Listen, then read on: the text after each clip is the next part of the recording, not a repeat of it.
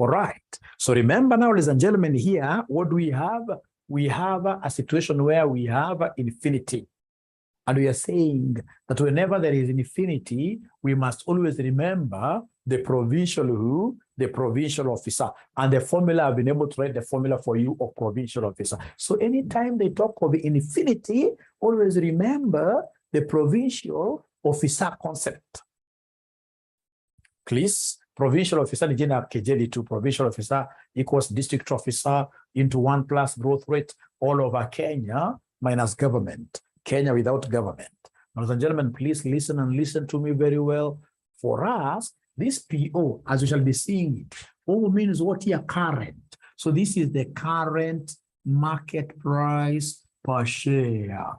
This is the current market price per share. That is our PO, the current market price per share. And then we have DO.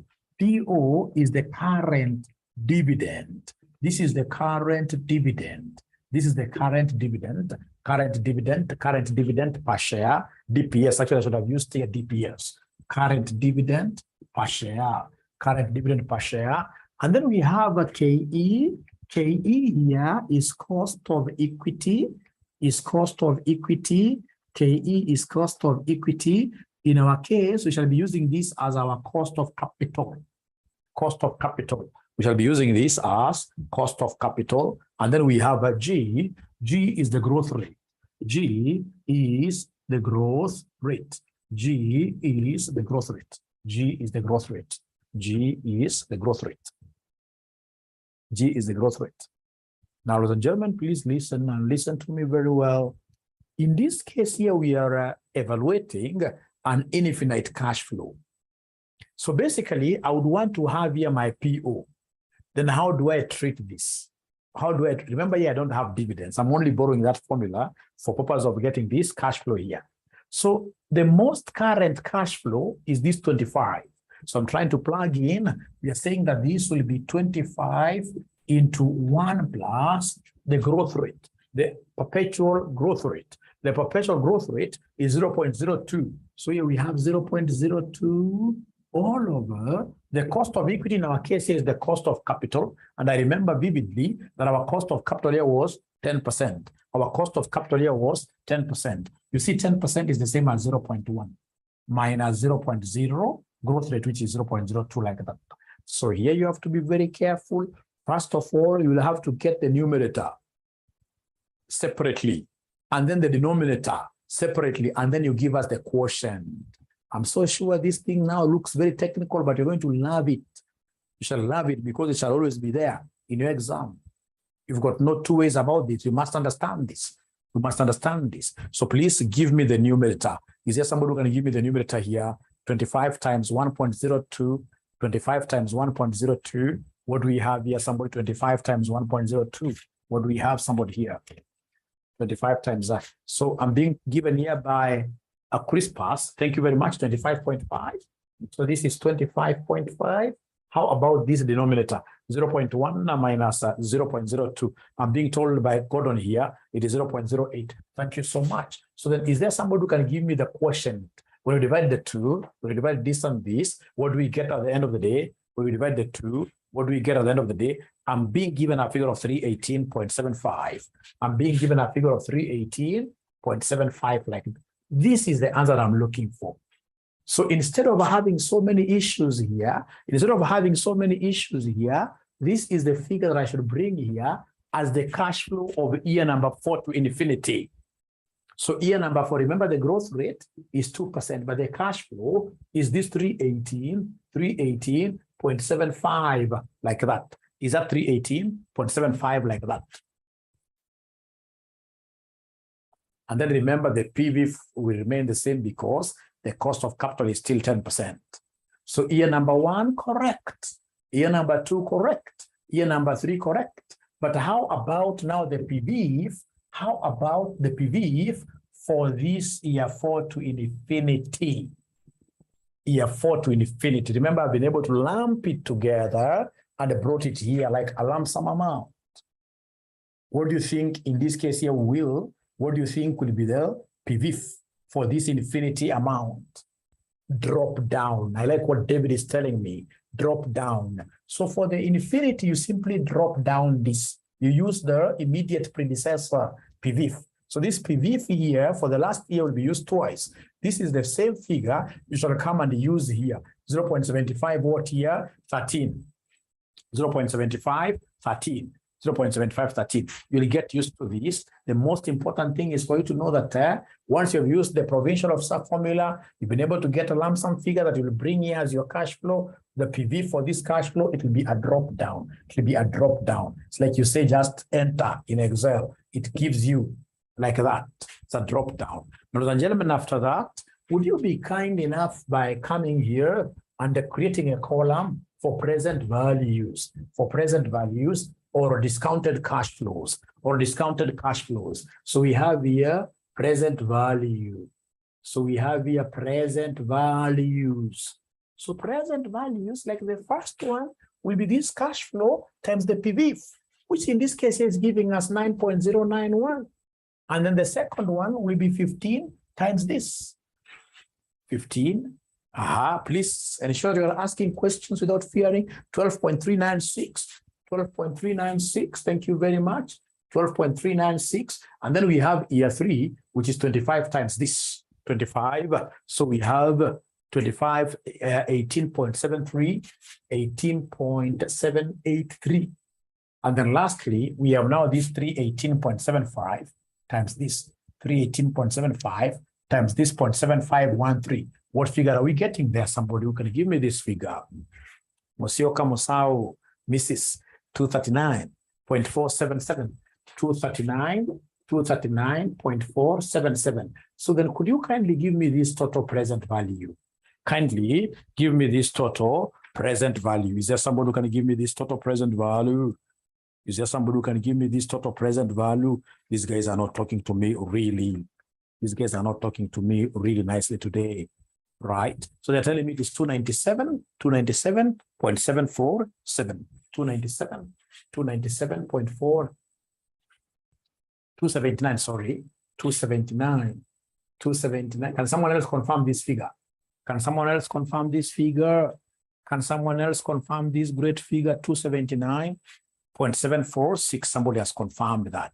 And now that takes me straight away to this question that we were doing in our last class, the November 2016 question number 1A. No, not November. It's May 2016 question number 4B. May 2016 question number 4, boy. November 2015, November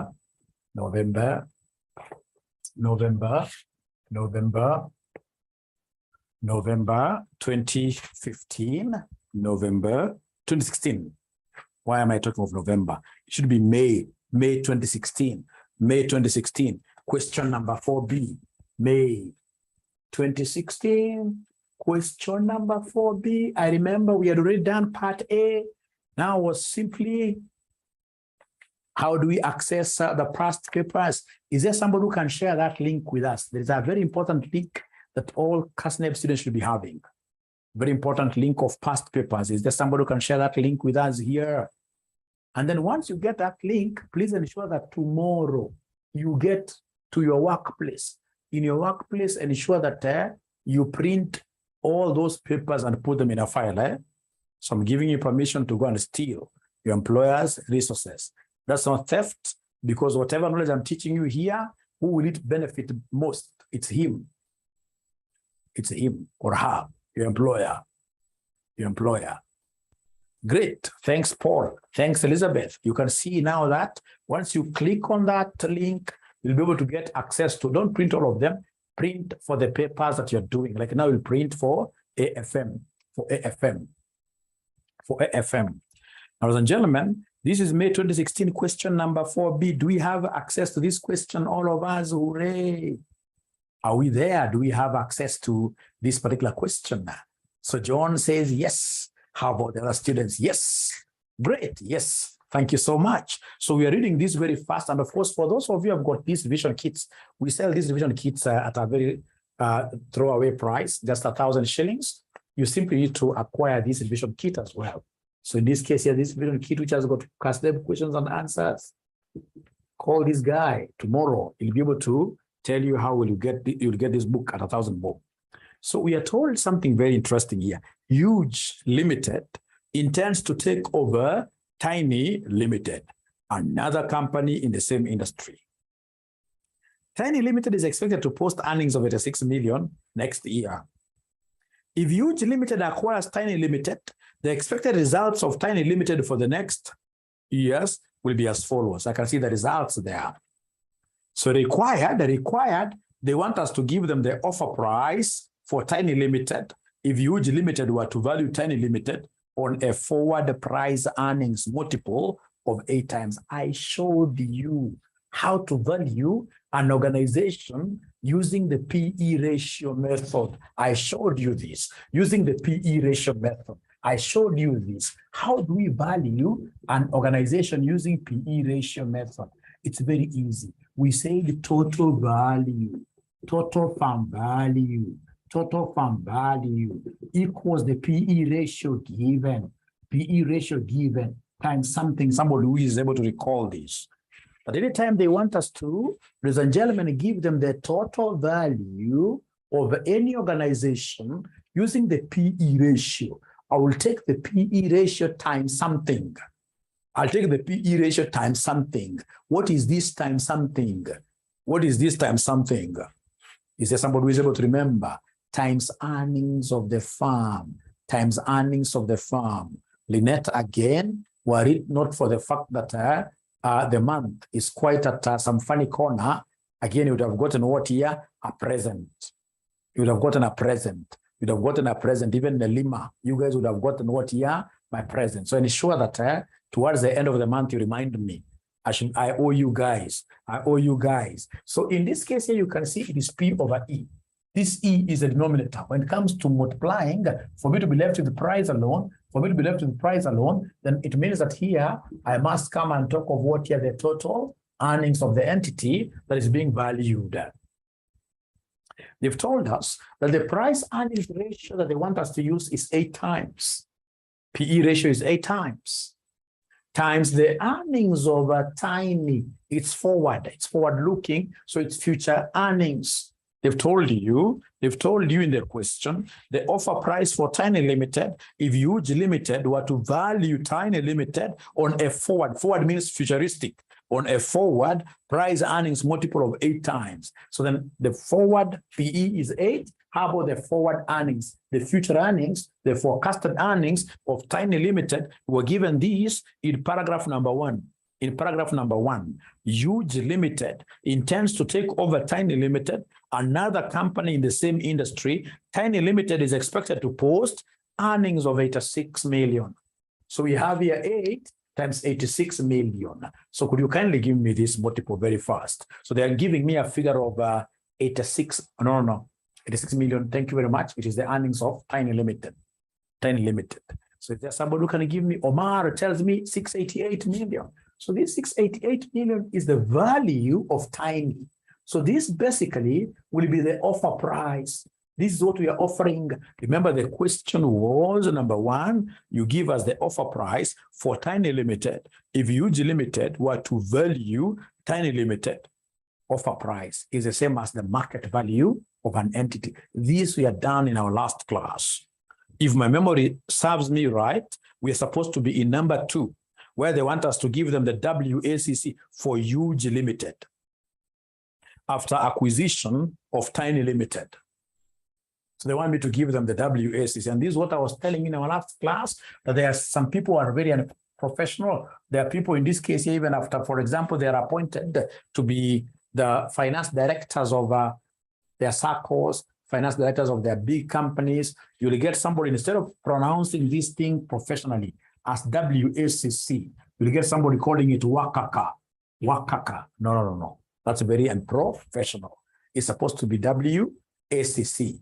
It's supposed to be WACC, yes. So on this WACC, what do? We normally take weight of equity, cost of equity, multiplied by weight of debt, cost of debt. But now remember that cost of debt is tax allowable. Cost of debt, you must always subtract tax. Cost of debt, you must always subtract tax. Remember, when you talk of WE, this is the weight of equity. This is the weight of equity. When we talk of WD, WD is the weight of debt. The weight of debt. The weight of debt. The weight of debt. When we talk of KE, KE is the cost of equity. Cost of equity. When we talk of KD, this is the cost of debt. This is the cost of debt. And then, of course, lastly, when we talk of this T, T is the tax rate. T is the tax rate, which in this question has been provided to us up there before required. Before required, there must be a place where they told us, second last paragraph, the tax payable is 30%. Tax payable is 30%. They told us that. They always tell you about tax. If they don't tell you, you don't assume. If in finance, they don't tell us what the tax is, we don't assume. It will always be zero. If they tell us it's 30%, then we know that 1 minus tax will be 1 minus this 0.3, which will give me 0. What there, which will give me 0.7 like that, which will give me 0.7 like that. So I'm trying to get what we call the low-hanging fruits. Low-hanging fruits are those great fruits that come from where? From 𝐭𝐭𝐤, right? Great fruits, right? You don't need a lot of energy to harvest them. You can actually even just stay beneath a tree, and then you can even scream a little bit, and then those mangoes come down, very sweet mangoes, right? So I'm trying to get low-hanging fruits here. I'm trying to get low-hanging fruits. Now, ladies and gentlemen, where do we get these weights from? Because now here, the big thing will be the weights and the cost of equity. Great. Now, please go to the last paragraph. The last paragraph is so nice to me. They are telling me that if 𝐢𝐭'𝐤 Limited acquires Tiny Limited, it estimates that the gearing after the acquisition will be 35% measured as value of debt as a proportion of the total equity. Could you kindly underline for me the word gearing? Gearing has got every association with debt. Gearing and debt are one and the same. So whenever you hear of gearing ratio, this automatically is the same as what here? Weight of debt. You don't even have to reason at all. Gearing ratio is the same as weight of debt. Gearing ratio is the same as weight of debt. Very easy. Gearing ratio is the same as weight of who? Weight of debt. So gearing ratio, this is the same as weight of who? This is the same as weight of debt, which is 0.35. So if the weight of debt is 0.35, what do you think will be the value of the weight of equity? Hey, please wake up. Look at me nicely. Right? If the weight of debt is 0.35, then the weight of equity will be 0.65. Thank you so much. Therefore, weight of equity will be 1 minus 0.35, which will be 0.65. I mean, the two are mutually exhaustive. The two, when you add the two, they must add up to what? They must always add up to 1. Once you tell me one component, getting the other component is as easy as a walk in the park. Those are the low-hanging fruits. I'm screaming below that tree, and I can see the fruits now coming down. I'm getting marks here. So I have the weight of debt. I have the weight of what here? Equity, like that. Now, ladies and gentlemen, there is something that in financial management, especially at this level, we can't give to you. If you come here thinking that that will be given to you the way it was being given to you in financial management at the intermediate level, then know that you're in trouble. For us here, we'll always hide this. This is our white card, the cost of equity. This one here will always be hidden. But ladies and gentlemen, it doesn't matter how they hide this. For me, I know getting cost of equity is a simple thing. getting cost of equity, I could either decide to use that dividend evaluation provincial officer model, if information is given. But in most cases, cost of equity in most cases is ascertained. In this case here, we shall ascertain it. We shall ascertain it using CPA. For the lovers of football, CPA is very important. So I shall ascertain it using CPA. What does CPA stand for in full? CPA, ladies and gentlemen, what this CPA stands for, this is capital assets, pricing model. Capital assets, pricing model. Capital assets, pricing model, a very important model. Capital assets pricing model is one of the ways that we should be using, ladies and gentlemen, here to get what we call cost of equity. Cost of equity, whenever you hear of cost of equity, the very first thing that I'll think about without even looking at other things will be this CPA. CPA is a great solver of cost of equity, but now from your intermediate financial management level, is there somebody who is able to remember the CPA's formula? Is there anybody who is able to remember the CPA's formula? Is there anybody who is able to remember the CPA's formula from your intermediate level? From your intermediate level, CPA formula. CPA is quite a nice word. It's quite a nice name. If I was still getting kids today, I would have called my last born what year? CPA.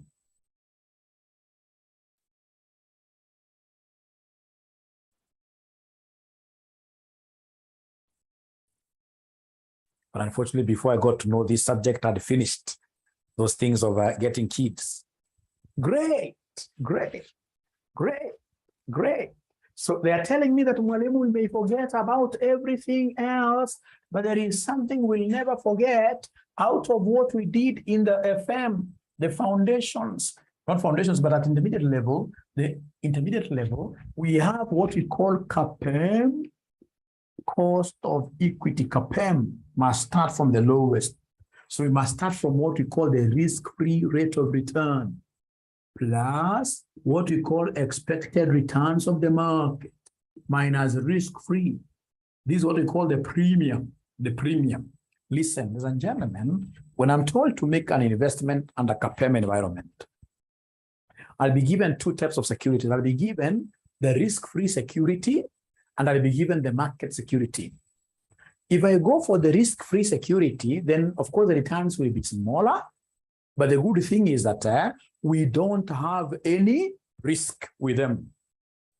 But when you go for the market securities, then you're going to get, as Sharon tells us there, market security will always give you a premium. But you see that premium normally comes at what year? At a risk. So this is what we call a premium. And then we need to come and multiply this with the risk factor called who? The beta factor. Remember, in finance, the higher the risk, the higher the returns. But now remember, it's a balancing act. At times, in this case, the risk will outweigh everything else. And of course, it kills the entire business. Like I'm so sure in this room, there must be somebody in this case here who went for this business of rearing who? Quails. At one time, in this case, the returns of quails were up there. But of course, the risk came from behind and it was able to, in this case here, it overtook the returns, and the people in this case here cried quite a lot, right? So the most important thing that is supposed to appreciate here is that whenever you go for the market premium, then we expect in this case here, there to be a risk, For now, what I would want you to do is to cram this. Please go there and highlight this. When we talk about RF is the risk-free. This is the risk-free rate of return. This is the risk-free rate of return. This is the risk-free rate of return. And then we have ERM. ERM is the market return. Let's call it market return. Just call it market return. And then we have, in this case here, BS. BS is beta of a security. Beta of a security. So beta of a security for now, I would simply want you to appreciate that beta of a security stands for the systematic risk. So beta is a measure of systematic risk. You can even mention there that beta is a measure of systematic, who is a measure of systematic risk. Don't worry about systematic risk. For now, the thing that I would want you to cram here is that CPA, cost of equity, will always be equal to risk-free plus ERM minus this risk-free to be able to get the risk premium. And once I have the risk premium, then the risk premium must always be multiplied with the beta of a security, must always be multiplied with the beta of a security.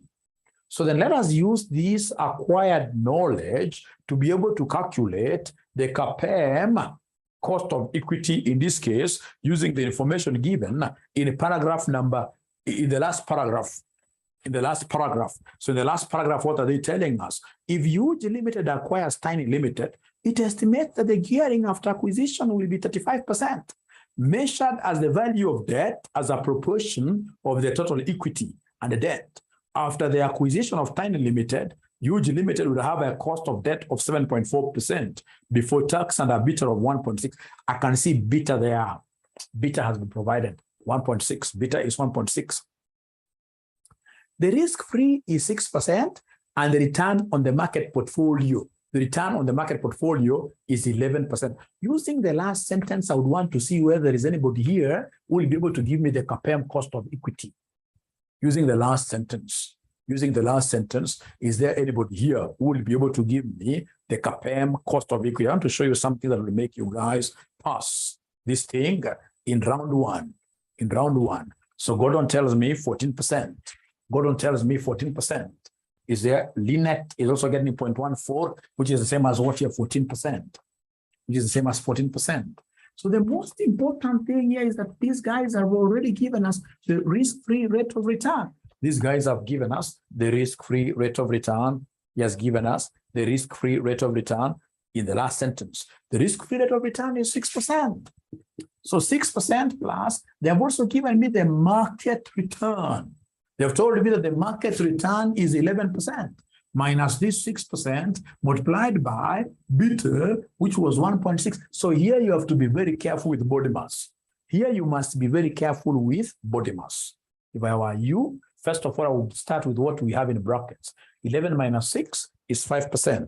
So 5 times 1.6, I get that figure. I think it's 8 or something, 8 years. So once I get 8%, then I'll add 8 to 6, which will end up giving me 14%. I can also divide to have this in form of decimals. So I'm being told that this is 14%. This is 14%. I'm being told that this is 14%. This is 14%. Great. Thank you so much. Now, ladies and gentlemen, please come here. It's not lost on us, really, on what you're supposed to do in this question. What you're supposed to do in this question is to get the famous 𝐤𝐭'𝐬. So 𝐤𝐭'𝐬, in this case here, we know that it is weight of equity, cost of equity, plus weight of debt, cost of debt. But now this has to be adjusted for tax. This has to be adjusted for taxation. So I want to give you guys exactly 1 minute. Exactly 1 minute. Could you kindly try to plug in the figures here, and then you give me the famous 𝐤𝐭'𝐬. You give me the famous 𝐤𝐭'𝐬. Try to plug in the figures. Now I think we've got everything. Now you've got everything. You don't need to fear anybody. Don't fear nobody here. You go ahead and put in your figures. Whatever answer you get, please just present the answer there for us. Tell us the answer there. Tell us the answer there. So I can see I've got very many new students around. If you're interested in joining us, please don't even think about joining us twice. Simply hit this number, make enquiries, and join us. Make enquiries and join us as early as today. 0719 525 1000.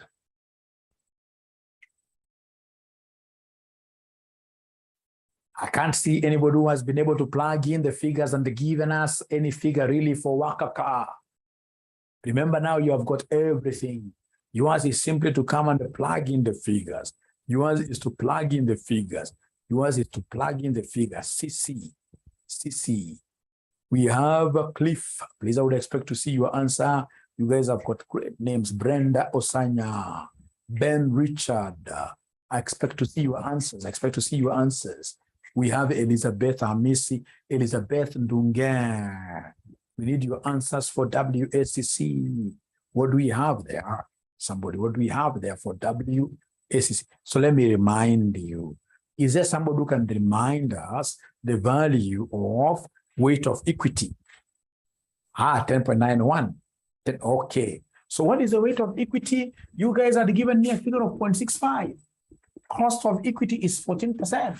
Weight of debt was 0.35. Cost of debt has been provided to us in this last paragraph. In the last paragraph, they've given us a cost of debt of 7.4% before tax. So this is 7.4% before tax. It means I must come and multiply and adjust it for tax by multiplying this 7.4 with 0.7 that we got earlier on. 0.7 we had gotten earlier on, earlier mapema kabisa. All right. So I can see from Elizabeth there, we are getting 10.913. Remember, as I'm multiplying, I can even forget the percentages. I can leave the percentages out. So we have 0.65 times 14 plus 0.35 times 7.4 times 0.7, which at the end of the day will give us a what figure? They're telling me it is 10.9. It's 10.913. It's 10.913%. Now you can turn that percentage and then you mark for yourself. Some of these answers, when you get them so nicely, don't forget in this case here putting an emoji for the examiner, a smiling emoji. Smile for the examiner nicely like that. The examiner will feel so nice. Even these guys, we know that they're quite bored. They would want somebody in this case here who smiles right back at them like that. So Roman 2, they wanted us to give them WACC. That we have perfectly done. Is there anybody who has a question?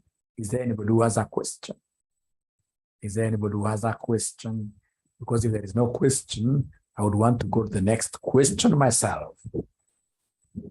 So if there is no question, in the absence of a question, I would want to go to Roman 3, where they want me to give them the offer price for Tiny Limited using a discounted cash flow method. I love this. So they would want me to get cash flows and then we discount.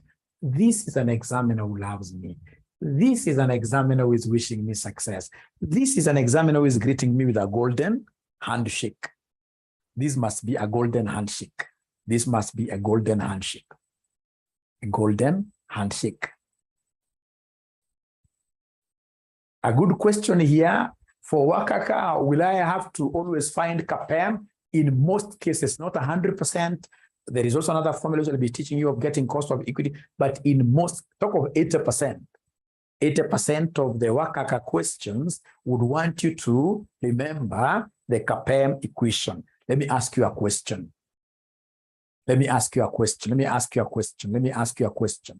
Now, are you able, did you study CAPM in financial management of the intermediate level? Did you study this? CAPM at the intermediate level, financial management.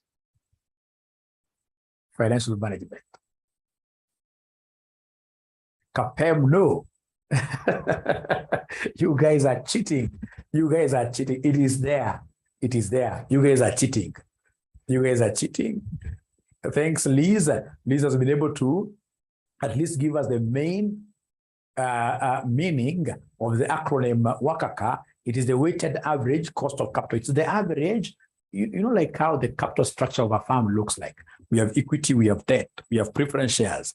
So if you take the cost of equity, the cost of debt, and then you find an average. Whatever average you get there is known as what your weighted average cost of capital, which is your WACACA. Liz says yes, but many years ago. Isaac says they did this in Campus 12 years ago. Do you want to tell me that, Manoti, you are that old?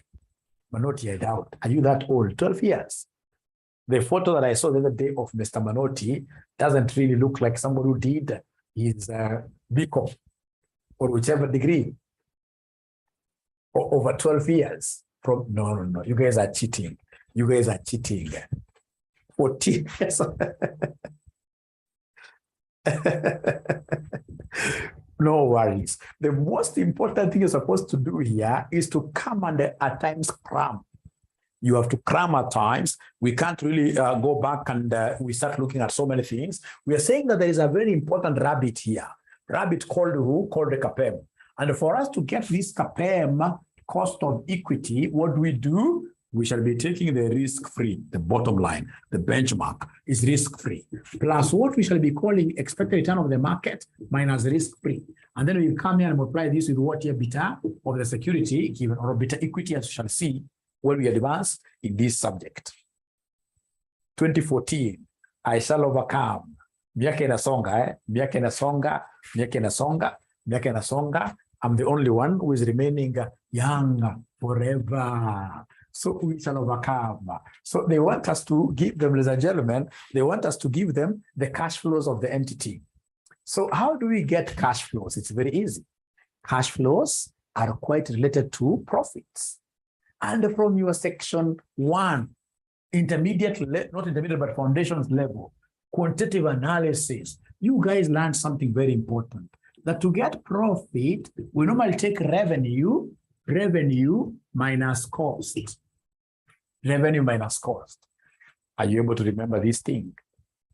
This one, everybody remembers this. Profit equals revenue minus who? Cost. This is very important, yes. Thank you very much. So that's what we shall do. So we are given some table there.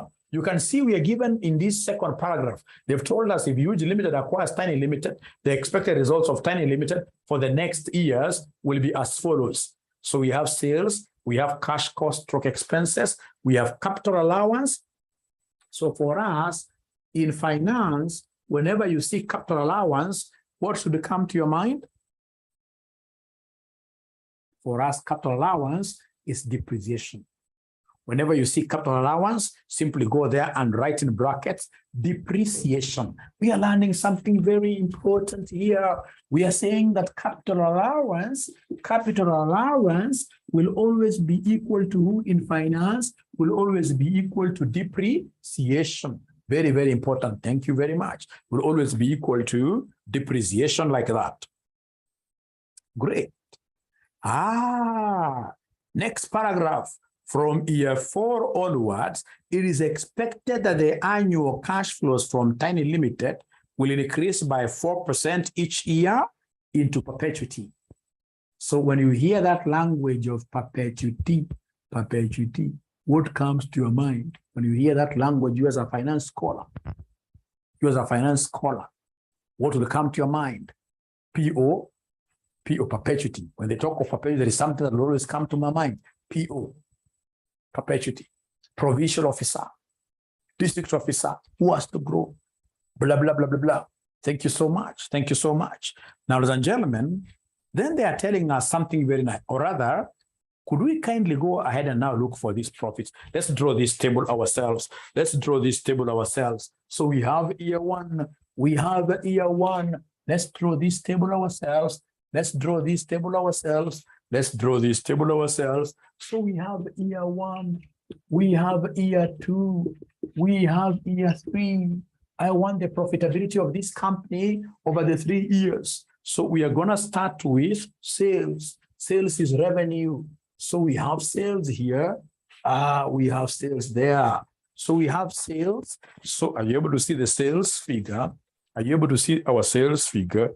Are you able to see our sales figures? For year 1, sales is 200. I want my figures to be in millions. So year 1 sales is 200. Year 2 sales is 280. Year 3 sales is 320. From there, I can see expenses C. Expenses C, I can see 120. I can see 160, my figures are in millions. I can see 180. Expenses C are to be deducted like that. And then I can see my capital allowance C, that is depreciation. Depreciation, ladies and gentlemen, is my capital allowance I don't like using the word capital allowance. So depreciation, I can see 20, or I can see 30, I can see 40. It's a deductible item. I deduct like that. And then I can see interest. I can see interest charge. I can see 10, like that. And that is it. So could you kindly come here and then you give us, could you kindly come here and then you give us profit before tax. You give us profit before tax. PBT. Give us profit before taxation. Give us profit before taxation. Oh.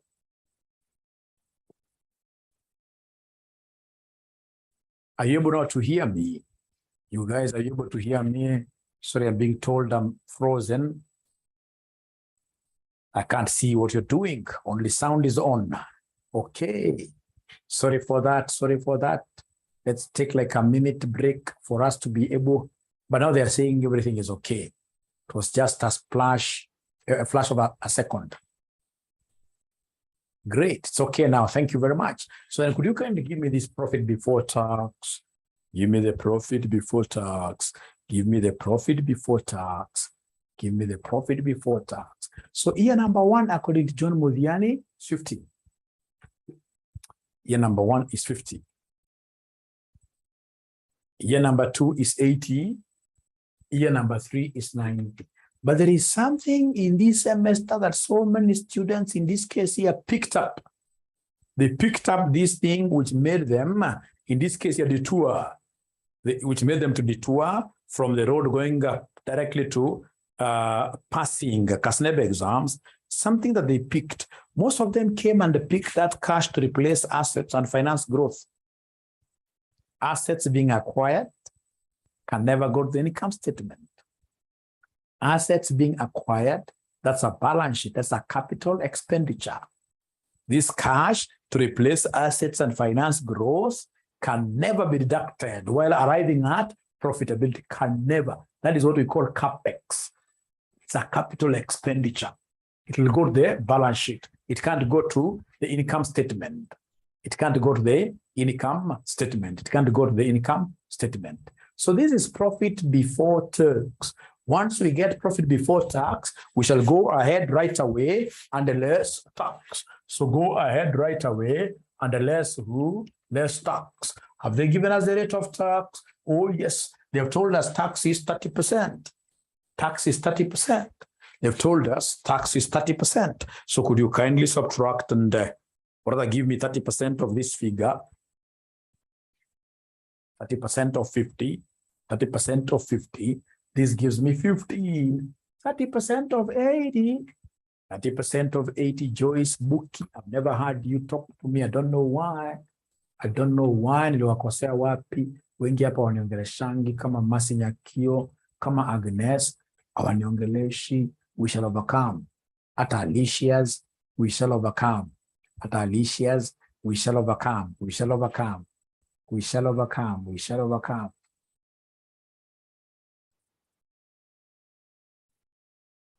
Okay, so year 3 is 27, like that. So you subtract like that. When you subtract like that, then you'll be able to get what we call profit after tax. Profit after tax. Is there somebody who can give me this profits very first? Paul Macao. Aha, so we have 35. Thank you so much. How about year number 2? How about year number 256? I'm being told. How about year number 3? 63 by Lynette. Thank you so much. So remember that we are looking for cash flows.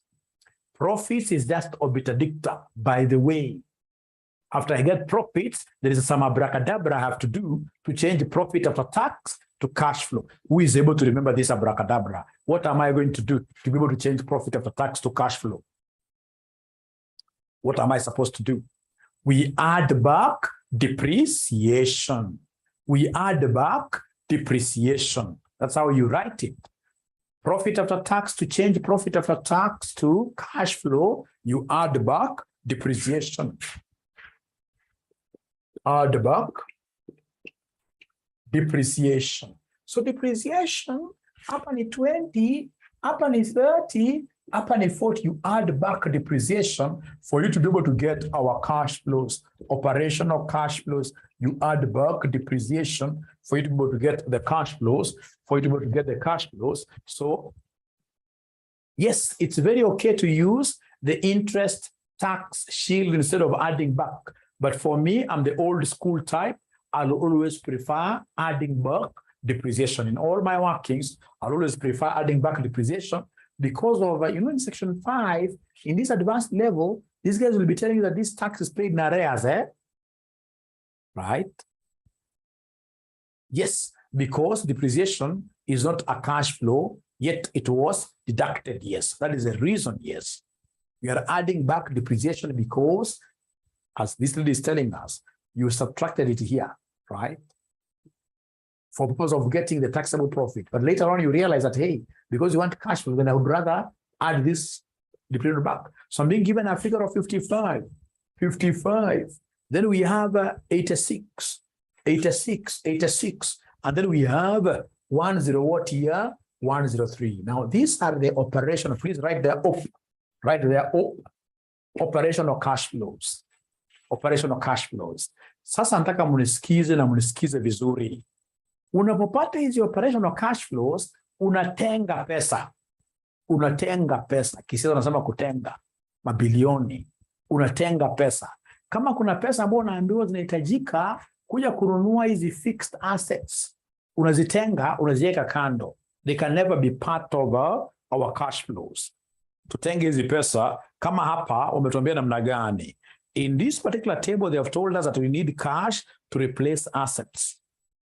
So cash to replace assets must always be deducted from the operational cash flows. So mention there, less capex. Capex is what here is capital expenditure. Cash for replacing fixed assets.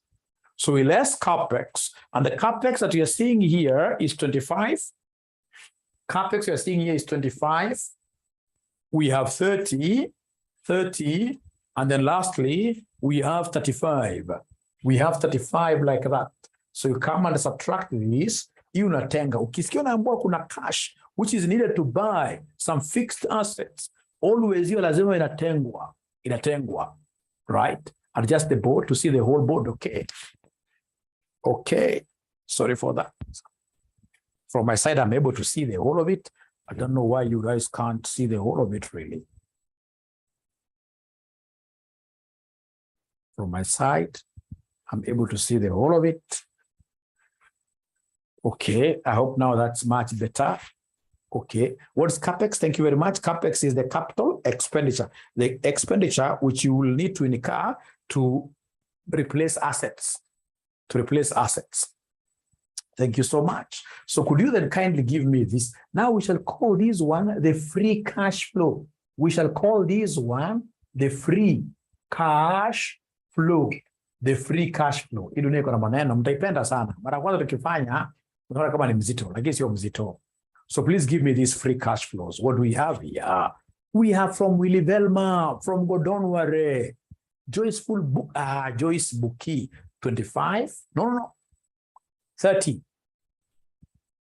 56, 30, 56. And then we have here 103 minus 35.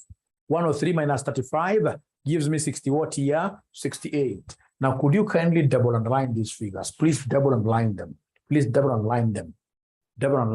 Lasa ukuje, usimamishe na useme year 1, year 2, year 3, na kuna infinity. Sasa hapo weke free cash flows are the ones we use for valuation purposes. For valuing target companies, we shall be using free cash flows. So we have 30, 56, and then we have 68. And then these guys have given us growth rate into perpetuity. They've given us growth rate into perpetuity. Oh yeah, abracadabra. If you read the first paragraph after the table, the first paragraph, from year 4 onwards, it is expected that the annual cash flows from Tiny Limited will increase by 4% each year into perpetuity. So growth rate here is 4% into perpetuity. So I would want somebody to come and give me this figure now.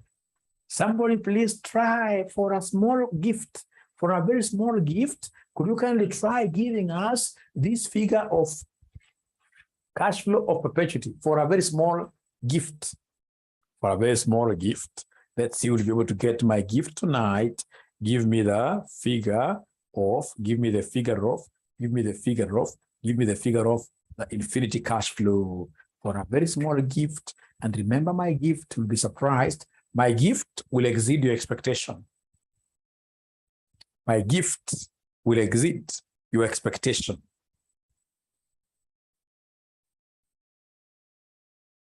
My gift will exceed your expectation.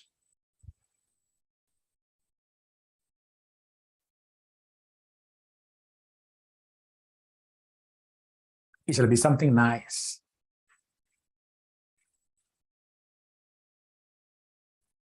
Something that will make you see places that you've never seen before. Places that you've never seen before. Thank you so much. I'm getting answers that are quite different. So now we stop there. Now, even if you get correct, no gift. Let's stop there. Now you're no longer looking at the answer ya mwisho ilipewa na Manoti. Answer ya mwisho ilipewa na Mr. Manoti.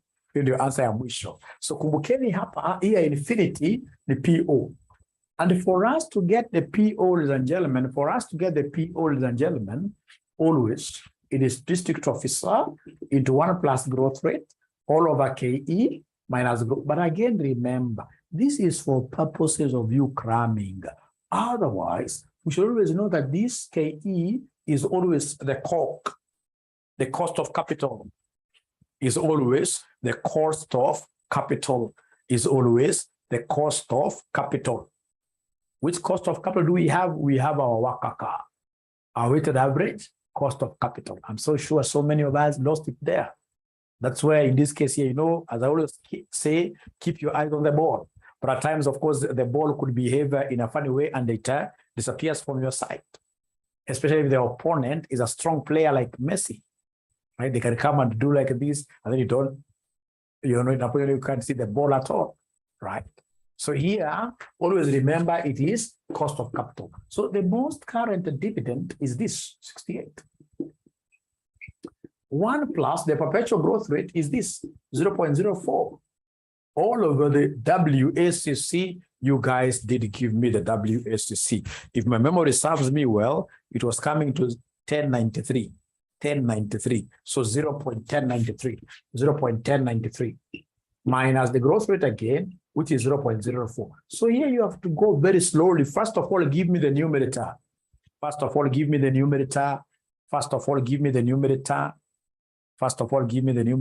68 times 1.04. Numerator, give me the numerator alone. 68 times 1.04. What figure are we getting? Depreciation of 70.72. How about the denominator now? John, I'll answer your question right now. But first of all, let's clear this question. Denominator, is there somebody who can see the denominator?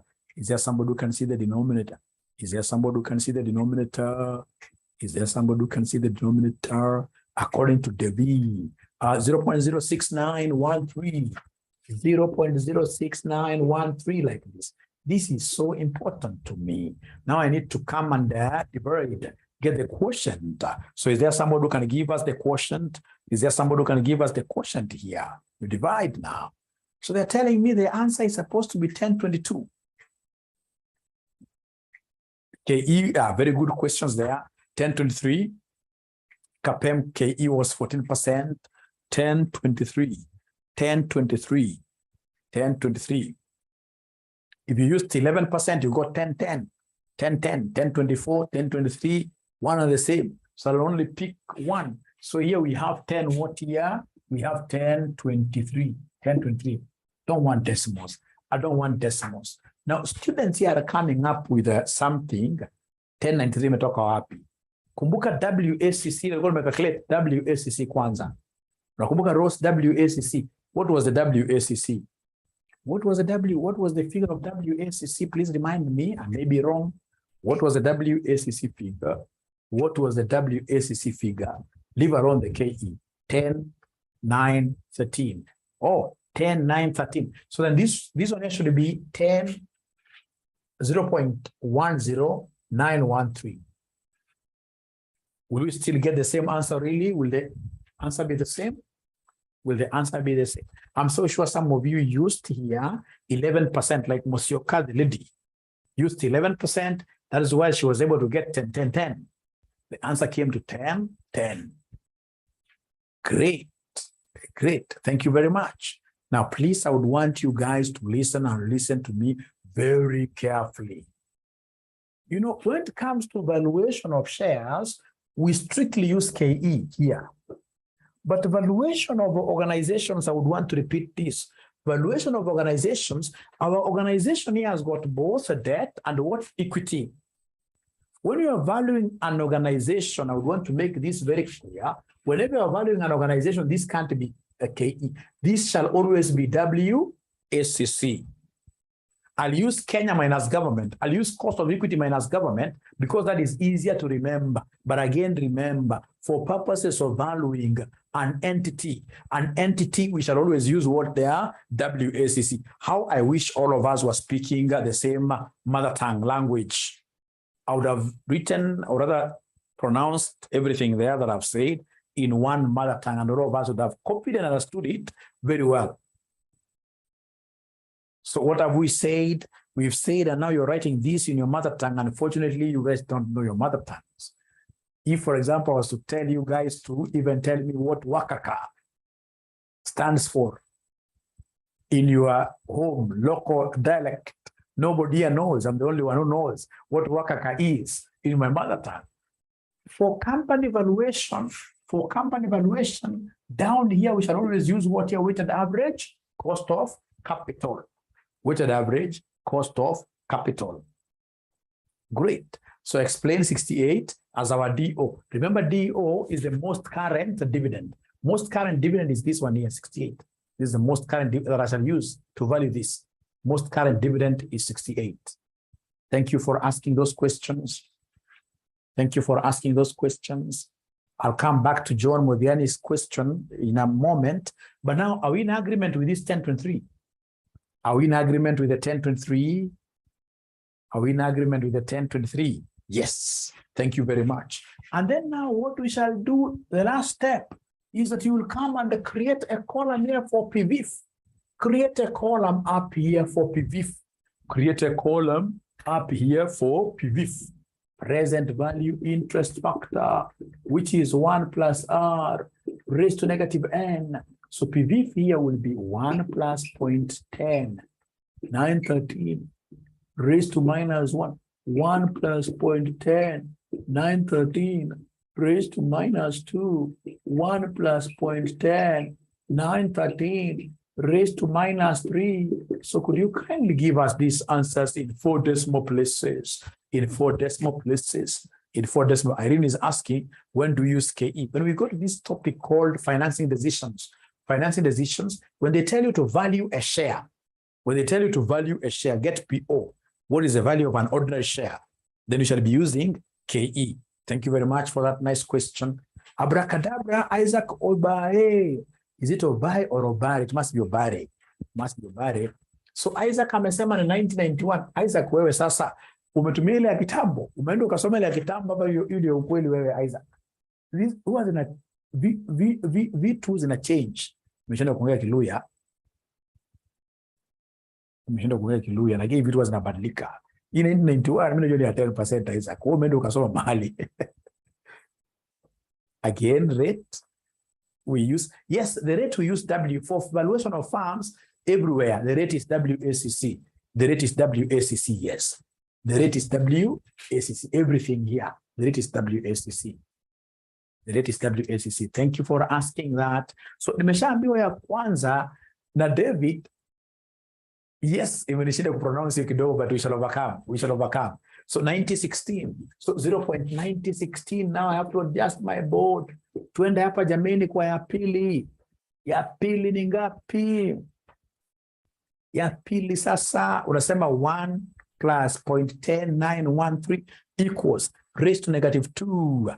Naambiwa na Miss Mosioka 0.8129. 0.8129, 0.8129, 0.8129, 0.8129, 0.8129. Kutoka hapo sasa onda kwa year number 3. Kwa year number 3, kama kuna siku mmenifurahisha leo, wenyewe mmekuwa hata kama topic ni a little bit heavy, leo mmekuwa very aggressive. Mmekuwa very aggressive. 7329. 7329.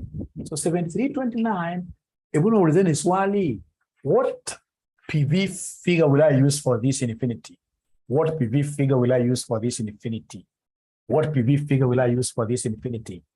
Aha, thank you very much. Thank you very much. Drop down. This 7329. Abracadabra 7329. So kuja hapa create column ya mwisho ya present value.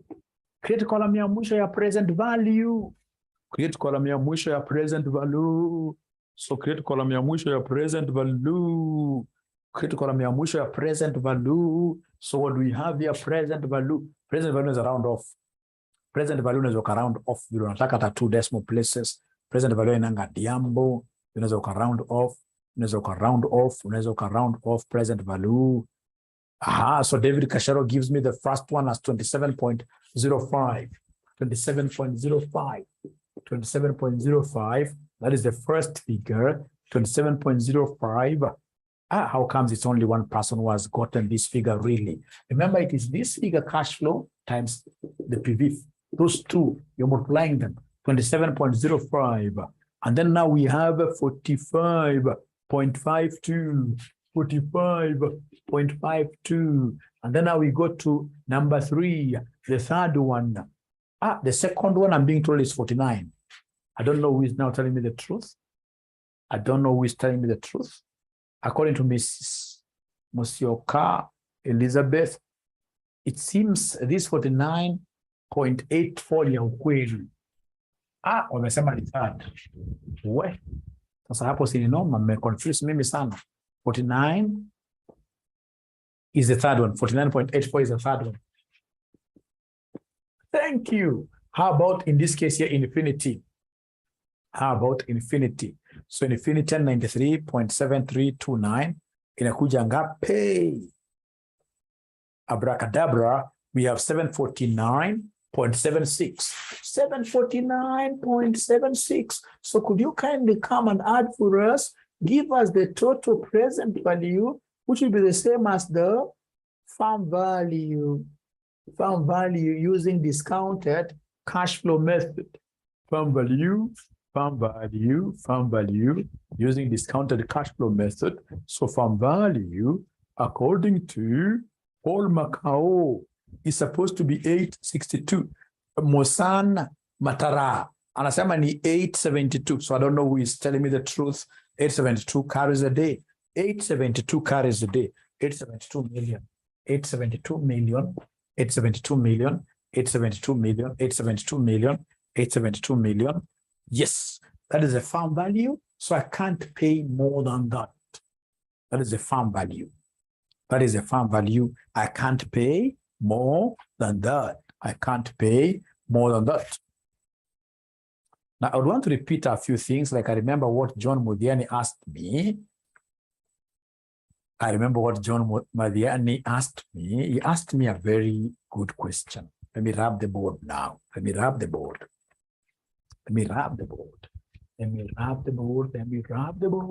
Life is good. Life is good. Life is good. Life is good. So I remember it's only one student who got that 10-10-10, who is Miss Mosioka. But Miss Mosioka siwezi kumpea zawadi. Miss Mosioka ametoka majuu juzi. Akona pesa mingi, akona madola. Akona madola bado. Huyu akona madola bado. Huyu bado akona pesa mingi sana. Sasa nataka kidogo tuangalie hapa. Now, ladies and gentlemen, if, for example, you are given this, if, for example, you are given this, if, for example, you are given profit, these are basically exercises to help you. You're given profit before depreciation and tax of, say, 10, and then they give you depreciation of, say, 3, and then tax is 30%. Could you kindly give me the cash flow? Could you kindly give me the cash flow there? Good question. They have given us profit before depreciation and tax of how much? Of 10. Depreciation is 3. Tax is 30%. Then they want us to give them cash flow.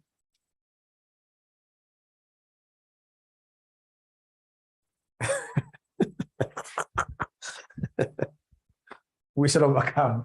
I hope Musawa has seen your comment. Paul, I hope Madam Musioka has seen your comment. Great. So solution. So what I'll do, because they want me to get cash flow, I have to endeavor to get profit after tax. The first thing I need to do is to get profit after tax. So then how do we do this? So it is profit before depreciation and tax of 10. We say less depreciation of 3, which will end up giving me 7. What name do we give to this 7? It's simply depreciation that has been removed here. So this will be profit before tax, which is 7. So please go ahead and tax. Tax is 30%. 30% of 7 is 2.1. So could you kindly subtract? What is 7 minus 2.1? What is 7 minus 2.1? What is 7 minus 2.1? What is 7 minus 2.1? Somebody, 4.9. So this 4.9 is what we can call profit after who? Profit after tax. So profit after tax is 4.9. Once I get profit after tax, I need to change now this straight away to cash flow. And how do I do this? I'll come and add back. You add back depreciation.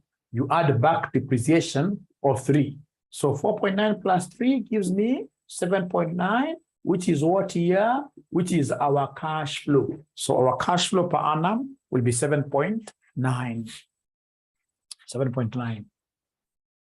And of course, some other student, like the one who was asking me the question of a tax shield, some other student will have opted to get the cash flow direct. Quite a very good method. Well, they don't like it because it's not applicable 100% all the time. Some other student would have come and said that cash flow equals profit before depreciation and tax. And then you go ahead and tax this without subtracting depreciation. But now remember, later on, they will come and enjoy some tax shield. So you come and add what we call the depreciation tax shield. Depreciation tax shield. So, ladies and gentlemen, this profit before depreciation and tax is what we already have as 10, right? Times 1 minus 30%. Tax is 30%. 30% is the same as 0.3. So 1 minus 0.3, 1 minus 0.3, ladies and gentlemen, is 0.7. So 10 times 0.7 plus depreciation itself, which is 3, times the rate of tax. Rate of tax is how much here? Is 0.3. So could you kindly move slowly and give me the cash flow using this method 2? Using this method 2, could you kindly come and give me, using method 2, kindly come and give me the cash flow. Give me the cash flow. Of course, you'll bear witness with us that the cash flow still there will be 7 point what here? Will be 7.9. Will be 7.9. Thank you. They haven't, most of them confirmed 7.9. Thank you so much. Now, ladies and gentlemen, please, I would want you to try this as second exercise. Very important exercise for me. Very important exercise for me. What if the profit before depreciation and tax was 15, but depreciation was higher, 20? Tax is 30%. Could you kindly give me the cash flow here now? Could you kindly give me the cash flow here now? So exercise 2. They have given you profit before depreciation and tax of 15. Depreciation here is 20, which is higher than the profit. Tax is 30%. And then they want you to give us the cash flow. They want you to give us the cash flow. They want you to give us the cash flow. They want you to give us the cash flow.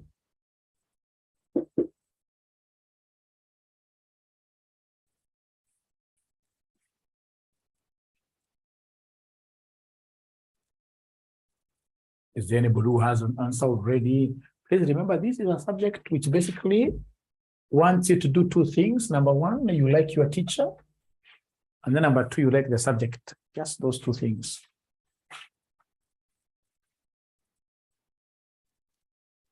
So David Cachero tells me 16.5. 16.5. Aha, Paul Manotti gets 16.5 as well. I suppose these guys have used method 2. That's why they are able to give us answers with quite a high speed. They've used method 2. I know they've used method 2. I want to know whether there is anybody who has used method 1. I would want to know whether there is anybody who has made use of method 1, who has made use of method 1 and gotten that 16.5 and gotten that 16.5. Do we have anybody? Tobias Obuago, 16.5. Thank you so much. Thank you so much. 16.5, 16.5. Great.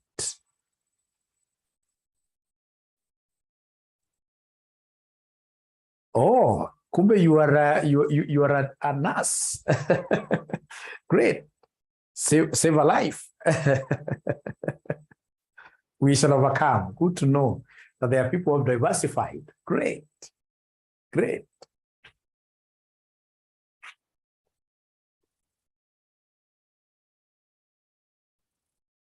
Great. Great. So we come back here. So solution. So we have our profit before tax of 15. We less depreciation of 20. So they subtract 15 minus 20. This gives me minus 5. So this is profit before tax. Then we shall come and less tax. Tax at 30%. 30% of minus 5. Remember, for us, we don't make those kind of argument that these are laws, you don't pay tax. Who told you like that? For finance, you must tax. For finance, you must tax. So 30% of negative 5 is what here is negative 1.5. But now remember, you are taking this minus this. So this is going to be subtracted. If you do that, then you'll be able to give us what we call profit after who? Profit after tax. So then profit after tax here will be minus 5, minus for the bracket, and then minus 1.5. So minus 5, minus 1.5. What are we able to get at the end of the day, ladies and gentlemen? So David tells me minus 3.5. I can't work with one student's answer only. That's quite risky for me. That's quite risky for me. Minus 3.5, because we have minus 5, minus. So this gives me minus 3.5. Thank you so much. Minus 3.5. And then we shall come and add back depreciation. So we add back depreciation of how much here? Of 20. That is how these gentlemen were able to get the 16.5 as the cash flow. You can also decide to use method number 2. So what are we learning out of this? That regardless, it doesn't matter whether we are in a loss region. For us in finance, we must always do what here? We must always subject our figures, even if they are negative. We must always subject them to what here? To taxation. We must always tax them. So, and don't forget, ladies and gentlemen, that method 2, just in case you would wish to use method 2, that you could have also decided to say that cash flow equals profit before depreciation tax into 1 minus tax plus depreciation tax shield, like that. So, ladies and gentlemen, here we have this one here is 15 times 1 minus tax is 0.7. Depreciation is 20 times tax itself, which is 0.3, times tax itself, which is 0.3, So then in that case, you'll be able to get that answer. You'll be able to get that answer. Do you still call it profit after tax? Good questions. Even if it's a negative. Remember, Agnes, the worst mistake you can ever do is, for example, when somebody asks you like, what was the loss of Kenya Airways last year? And then you go and say, Kenya Airways made a loss of negative 10.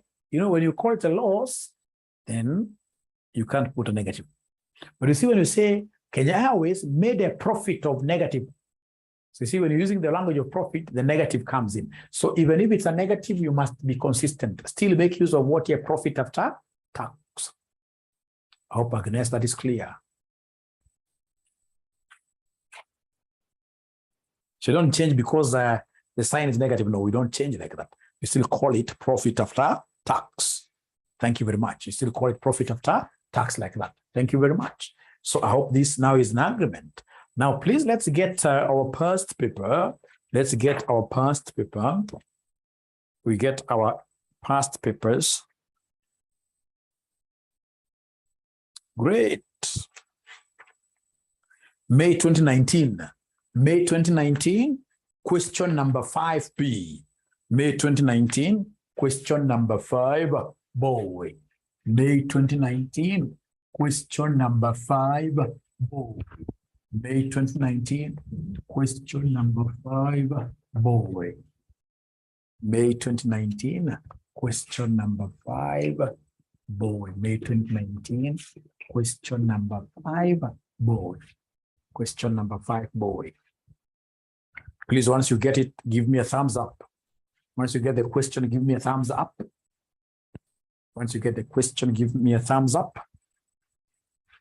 And it's my belief that all the students that we invited here to attend this class are going to make a conscious decision to join us. To join us, yeah. To join us. Of course, they must have seen that I'm quite tough in teaching. You see, this is a paper that needs like that. Sort of a paper that I should really, be massaging you around here. I have to up the game. Because of what here, the limited number of people they can allow to pass these papers at a time. We normally restrict quite a lot. Quite a lot. You must work very hard for you to get what here, a pass. Great. So at least 2 students have confirmed, Mercy and Omar. They have confirmed that they have gotten the question, May 2019, question number 5B. What about the other students? What about the other students? Have they gotten the question? Yes, John confirmed. Willie Velma confirms yes. So we are told here, Excellent Limited is considering acquiring Best Limited, a firm in the same industry, in order to consolidate its market share. Best Limited has been very less profitable, so it has paid an average of only 20% in taxes during the last several years. In addition, it has used little debt, having a debt ratio of 25%. Moffat will have to join. Thank you, Moffat. 25%. If the acquisition would be implemented, Excellent Limited could operate Best Limited as a separate, wholly owned subsidiary. This will increase Excellent Limited's gearing ratio to 40%. The following is a forecasted financial data. Yes, the following is a forecasted financial data for Best Limited over the next 5 years. So I can see sales, I can see operating cost, I can see selling and administration, except, so I'll subtract, I'll take 50 minus 5 minus 10 to get profit. And then you can see the other one, which can easily confuse you. Acceptable investment project costs. Don't expense that in the income statement. That is what we call a capital expenditure. Investment amounts cannot go to the income statement. I'll be using this investment amount when I'm calculating the free cash flow. So they're telling me that the risk-free rate of return is 8%, and debt is considered to be risk-free. Expected return of the market portfolio is 13. So when you hear these guys giving you risk-free, they are talking of market portfolio, what comes to your mind? What comes to your mind when you start hearing that language, you as an advanced financial management student? When you hear risk-free, you're hearing, it's CPA cost of equity. Thank you so much. You guys are brilliant. Thank you so much. Thank you so much. It is CPA cost of equity they want you to calculate. They have even gone ahead to give me equity there, beta. They have given me equity beta 0.8. After 5 years, the net cash flows of Best Limited shall increase at a constant rate of 6% per annum in perpetuity. I'm asking you this for the umpteenth time. This particular note, what should come to my mind when I read this concept of perpetuity? When I read this concept of perpetuity, PO, should be PO, should be PO. You guys are bright. You guys are bright. So the firm's gross profit margin is 40%. If gross profit margin is 40%, then the cost of sales will be 60%. I'm saying something very important. If gross profit margin is 40%, then the cost of sales percentage is 60, because the two must always add up to 1. If gross profit margin is 40, then straight away we have, ladies and gentlemen, the cost of sales percentage being 60%. Best Limited incurs fixed financing cost of $2 million per annum. The firm's equity, shares, and the bonds are currently trading at par. That is noise. In a firm, we like making a lot of noise as examiners. Why? Because our objective is quite a bad objective. It's quite bad that we as examiners are here, the students are here, and we are at a tug of war, right? That for me as an examiner to win, I must see some of you going under the bus. It's quite unfortunate, but that is a reality. And then, of course, students here are also trying to pull and win over us by getting 100%. So, of course, as an examiner, at times I'll try, in this case here, to be creative and confuse some students. Quite a sad story, but now that is the reality. That's the reality. So, required, determine the maximum price payable to acquire Best Limited using the discounted cash flow method. Using the discounted cash flow method. Where do I start from? I've seen a table. I can see sales. I can see so many other things. That is where I will start from. I'll do a profitability analysis very fast. Great. So, ladies and gentlemen, in the interest of time, let's just do this very fast. Let's do this very fast.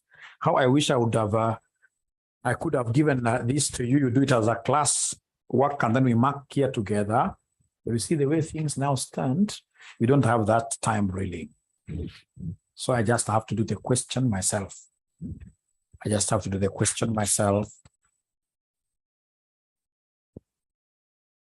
Now, this was quite a tricky question. I like this examiner. This examiner was able, ladies and gentlemen, to throw his students, many of them, under the bus. Why? Because students knew exactly the question was to be quite an easy one, but now this guy decided to twist it a little bit. So we have net sales. I can call them sales here. So we have 50, we have 60, we have 75, we have 70, we have 65. The first thing that this guy did, which was quite a game changer negatively, was the introduction of the gross profit percentage. He gave us the gross profit margin, 40%. Very few students were able to know that then the cost of sale percentage will be 60. Very few students.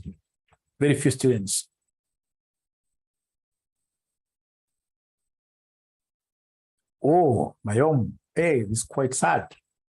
Very sad, Mayom. That must be a network issue. So cost of sales is 60. Fortunately, Mayom, we have recorded these sessions. Actually, recorded both of them. So first of all, let's agree, ladies and gentlemen, that when the gross profit margin is 40%, then the cost of sales will be 60%. That is the first thing you're supposed to know. Oh, Irene is saying that I'm breaking. Are you guys able to hear Mwalimu?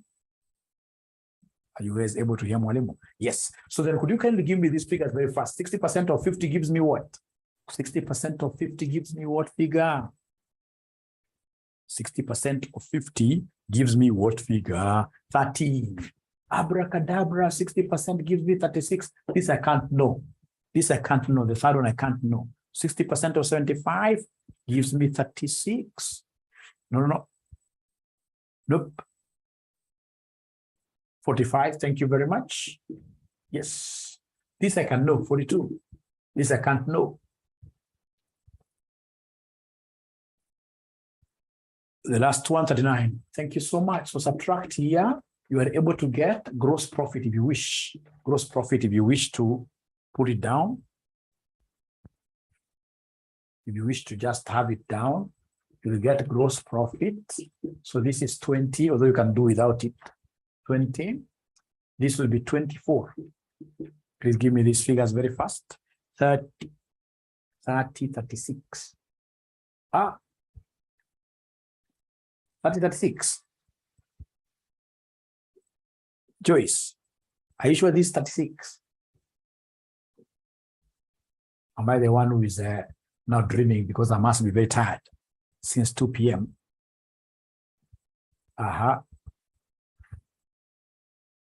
Hebu kuja hapa. Kwanza niambie ni ngapi? Niambie kwanza ni ngapi? 60 minus 36 is 24. Hii itakuwa 30. Hii itakuwa 28. Hii itakuwa ngapi ya mwisho hii? Ya 5. Ya 5 itakuwa ngapi? Ya 5 itakuwa ni 26. So the other thing that I'm so sure so many students could not see, we also introduced this thing of finance cost. The interest, not number 7. So many people could not really bring. Some people are able to get this, but again, you know, when you get this, we like twisting you the other way. So in this case here, kuna interest, ladies and gentlemen, here is 2 million. 2 million per year, like that. So if you don't forget this, let's just take care of them. And then now we have the other costs, like operating costs. So operating cost, we're given a figure of 5, 10, 15,